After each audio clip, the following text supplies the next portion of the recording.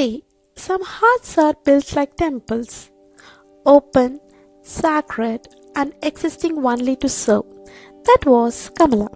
For 40 years, her hands never rested. She served her parents with devotion, moved into her in law's home and treated them like gods, and stood as a silent pillar behind her husband's success. Then came her children. They were her eyes, her breath, her entire world. She had no hobbies, no dreams, only the family she loved. When her husband passed away, she poured even more love into her home. But love makes you blind. Slowly, the whispers began. Ma, the tax is too high for you to manage. And we need to move the assets into our names to protect the children's future.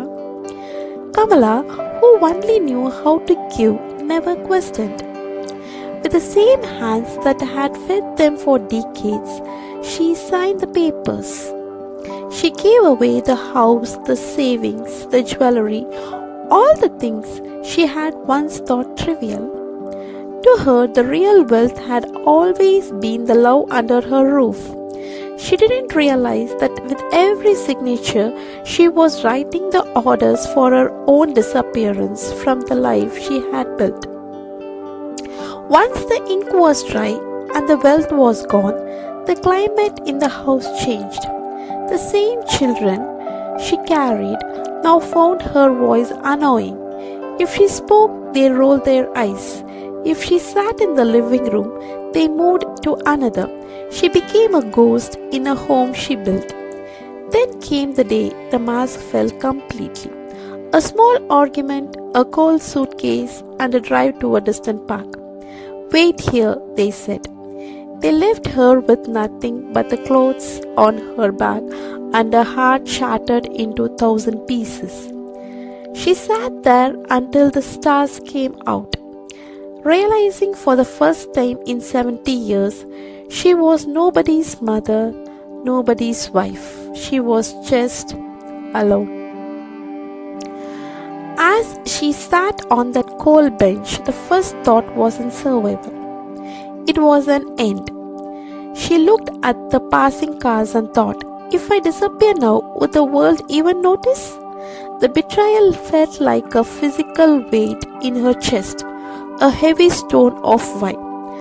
But then a small realization flickered. She looked at her hands, the same hands that had cooked 1,000 meals and wiped 1,000,000 tears.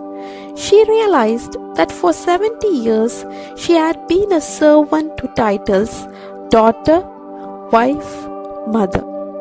Now those titles were gone. For the first time, she wasn't anyone's anything. She was just her. She didn't want to die. She wanted to meet the woman she had ignored for 7 decades. The heavy heart didn't disappear, but it started beating for herself. The world beyond the park felt loud and unfamiliar to her. She no longer knew how to speak to strangers, how to ask for help, or how to meet the rushing, uncaring faces of the city. But she leaned into her living hope. She started small. She offered her help to a small mess hall owner, not for money at first, but for a place to sit. She watched, she learned, she realized that the world wasn't as scary as her children had made her believe. She earned her first 100 rupees, not as a gift, but as a reward for her sweat. That note felt heavier than all the gold she had signed away.